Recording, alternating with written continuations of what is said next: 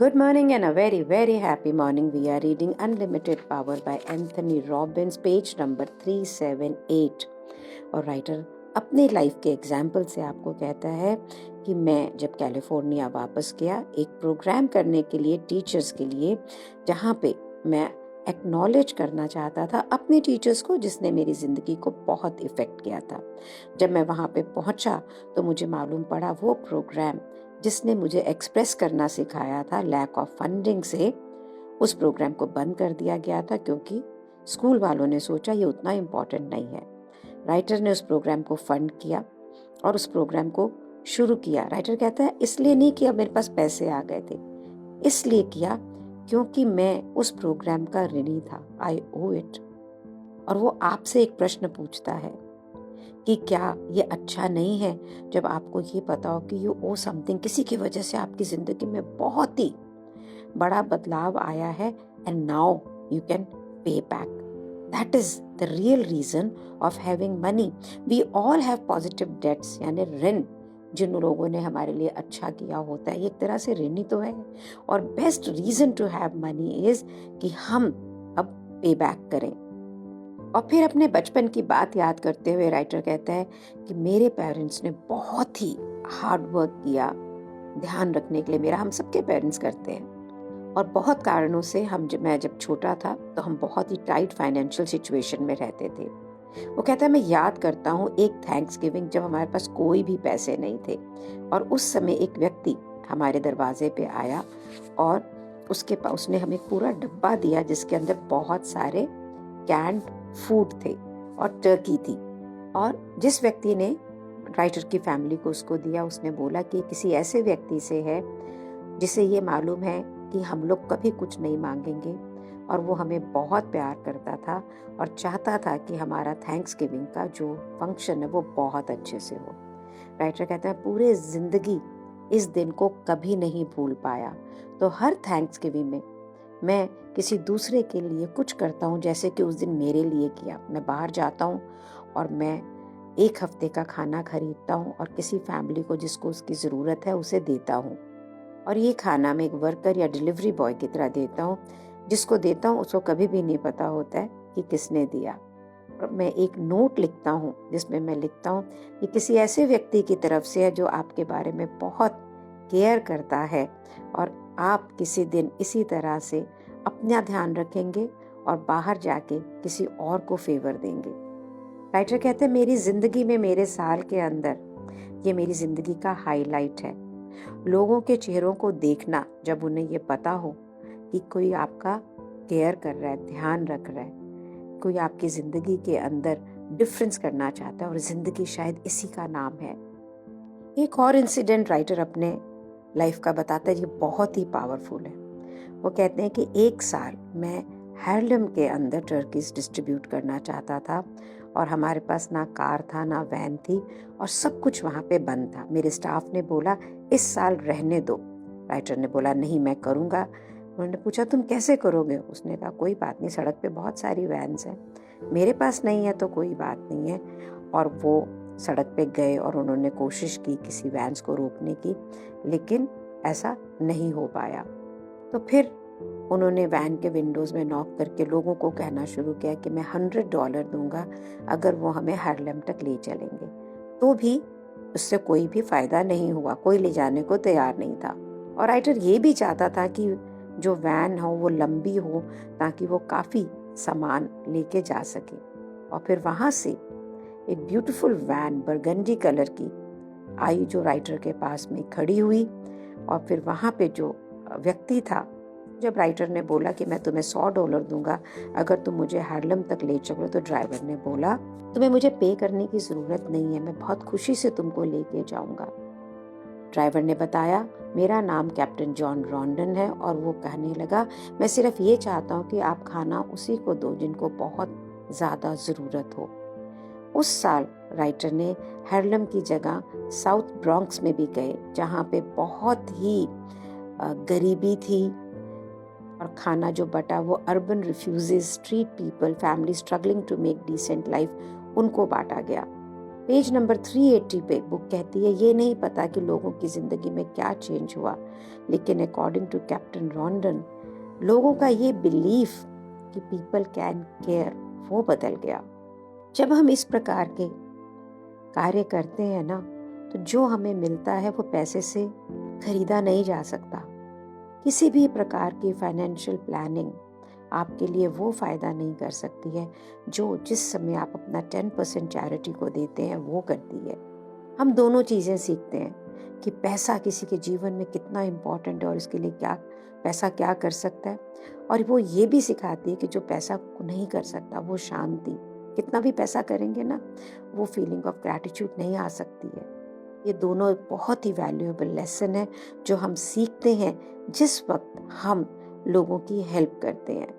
और पुअर लोगों को, जो पैसे से पुअर की बात हो रही है अदरवाइज नहीं, best way to help is कि उनको अदर पॉसिबिलिटीज़ की तरफ लेके जाएं, उनको दिखाएं कि ज़िंदगी में कितनी चॉइसेस अवेलेबल है और उन्हें असिस्ट करें इन डेवलपिंग द रिसोर्सेज ताकि वो सेल्फ सफिशिएंट बन जाएं, फाइनेंशियली इंडिपेंडेंट हो जाएं। और फिर राइटर आपको एक सजेशन दे रहा है कि 10% आपकी इनकम का आपको लोगों को देना है। आप बाकी 10% अगर आपके पास कोई डेट्स हैं आप उन्हें क्लियर करें, और फिर 10% आप अपनी ज़िंदगी में इन्वेस्ट करें अपनी कैपिटल के अंदर। जो फिर 70% बचता है उसके अंदर आप अपनी ज़िंदगी को जिए। ये जो हमारी सोसाइटी है ना कैपिटलिस्टिक, वो तो है, लेकिन हम ह्यूमन बीइंग इतने कैपिटलिस्टिक नहीं होते हैं और इसीलिए हम वो ज़िंदगी नहीं जी पाते हैं जिसे हम डिज़ायर करते हैं। हम जिस सोसाइटी में रहते हैं वहाँ बहुत सारी अपॉर्चुनिटीज़ हैं, तो सीखें अपने पैसे को एक कैपिटल की तरह यूज़ करने के लिए। अगर आप सिर्फ खर्चते रहेंगे तो आप कैपिटल बिल्ड नहीं करेंगे। जनरली ये रिसर्च की गई है कि पैसे हम कमाते कम है, खर्चा हम ज़्यादा करते हैं और यहीं से फाइनेंशियल प्रेशर क्रिएट होता है। तो राइटर कहता है मैं नहीं चाहता हूँ कि आप ऐसे क्राउड को ज्वाइन करें जहाँ पर फाइनेंशियल प्रेशर हो। पैसा बिल्कुल वैसा ही है जैसी और चीज़ें होती हैं कि आप इसे अपने लिए वर्क करवा सकते हैं या अपने अगेंस्ट वर्क करा सकते हैं। आपके पास में ये कैपेसिटी होनी चाहिए कि आप पैसे को भी वैसे ही डील करते हैं जैसे ज़िंदगी के हर पहलू को करते हैं, पर्पस के साथ, एलिगेंस के साथ। सीखिए कमाना, सेव करना, देना। अगर आप ऐसा करना सीख जाएंगे ना तो आप फाइनेंशियल प्रेशर को मैनेज करेंगे और पैसा कभी भी एक ऐसा स्टिमुलस नहीं बनेगा जो आपको नेगेटिव स्टेट में डालेगा, जिसके वजह से आप अनहैप्पी होंगे। जैसे ही आप ये 3 कीज जो है इसको मास्टर कर लेते हैं ना, तो आप अपनी लाइफ के अंदर ह्यूजली सक्सेसफुल होने को एक्सपीरियंस करने पाएंगे। जैसे ही आप फ्रस्ट्रेशंस को मैनेज कर सकते हैं, रिजेक्शन को मैनेज कर सकते हैं, फाइनेंशियल प्रेशर्स को मैनेज कर सकते हैं और उसके ऊपर काम कर सकते हैं, तो कोई लिमिट नहीं है कि आप क्या क्या कर सकते हैं। यहाँ पे टीना टर्नर एक बहुत ही बड़ी सिंगर परफॉर्मर थी। उनका एग्जाम्पल देते हुए राइटर कहता है कि she was someone who handled all the 3। जब वो स्टार बनी, फेमस हुई, उनकी शादी खत्म हो गई, सारे पैसे खत्म हो गए और 8 साल उन्होंने शो बिजनेस में बिल्कुल सस्ते क्लब्स और होटल्स में गाते हुए बिताए। लोग उनके फ़ोन को नहीं रिटर्न करते थे, उनको रिकॉर्डिंग कॉन्ट्रैक्ट नहीं मिलते थे, लेकिन she kept on running, she kept on plugging और अपने जो डेट्स होते थे उनको पे ऑफ करती थी, अपने फाइनेंशियल हाउस को ऑर्डर में रखती थी और financially all the way she came back at the top of the entertainment world. तो आप भी कर सकते हो। और यहाँ पे आता है 4th की, you must learn how to handle complacency. Writer कहता है पेज नंबर 381 पे, मैंने बहुत सारे सेलिब्रिटीज़, एथलीट्स को देखा है जो लाइफ के एक लेवल पे पहुंच के रुक जाते हैं, वो कंफर्टेबल हो जाते हैं, वो लूज़ करते हैं वो इंटरेस्ट जहाँ पर, जिसकी वजह से वो इस जगह पे थे। तो लाओत्सु का कहना है that which is achieved the most still has the whole if it's further yet to be achieved. ये जो हम आराम की पोजीशन में आ जाते हैं ना, ये सबसे डिजास्टर्स इमोशन है हमारी बॉडी के लिए। जब आप बहुत कंफर्टेबल हो जाते हैं तो क्या होता है, you stop growing, you stop working, आप वैल्यू ऐड नहीं करते हो। बहुत ही पावरफुल लाइन यहाँ पे है बॉब डायलन की। he who's not busy being born is busy dying। Mean जो अपने आप को बार बार री इन्वेंट नहीं कर रहा है वो एक तरह से अपने आप को खत्म कर रहा है। या तो आप जिंदगी में ग्रो कर रहे हो या आप जिंदगी में नीचे जा रहे हो। रे क्रॉक जो मैकडोनल्ड्स के फाउंडर हैं, उनको एक बार पूछा गया कि एक एडवाइस आप क्या देंगे किसी को जो उसकी पूरी जिंदगी को सक्सेस में बदल दे, गारंटी करे कि यहाँ पे सक्सेस होगा ही होगा, व्हाट वुड दैट बी। तो उन्होंने बोला, जब भी आप ग्रीन होते हैं आप ग्रो करते हैं, लेकिन जिस समय आप बिल्कुल पक जाते हैं उस समय आप सड़ने लगते हैं। तो आपको हमेशा कैसे रहना है? ग्रीन रहना, always in the space of growing. तो आप अपनी लाइफ के किसी भी एक्सपीरियंस को ले सकते हो और and make it an opportunity for growth, या आप उसे ले सकते हैं कि इन्विटेशन फॉर डिके, कि भाई ठीक है अब हो गया, अब कुछ नहीं चाहिए, ठीक है ना। तो आप रिटायरमेंट जो लाइफ की है उसको एज अ बिगनिंग ले सकते हो, एक रिचर लाइफ की। ऐसा भी देख सकते हो कि ये मेरी वर्किंग लाइफ का एंड है। You can see a success as a resting space, और you can see a success as a springboard, कि मैं और ऊंची हाइट पे जा सकता हूँ। और ये याद रखें, अगर आप इसको एज रेस्टिंग प्लेस लेंगे तो चांसेस ये हैं कि आप थोड़े दिन के अंदर आगे जा ही नहीं पाएंगे। बहुत बार कंप्लेंसन से जो है वो कंपैरिजन से भी आती है। आपके आसपास के लोगों से आप अपने आप को कंपेयर करते हैं, आपको ये लगता है कि मैं तो उनसे बहुत अच्छा कर रहा हूँ, और आप कंप्लेसेंट हो जाते हैं। तो लर्न टू जज yourself by your own goal, instead कि आपके आसपास क्या हो रहा है। तो केयर करें कि what you are capable of, care about what you can create, what you want to do.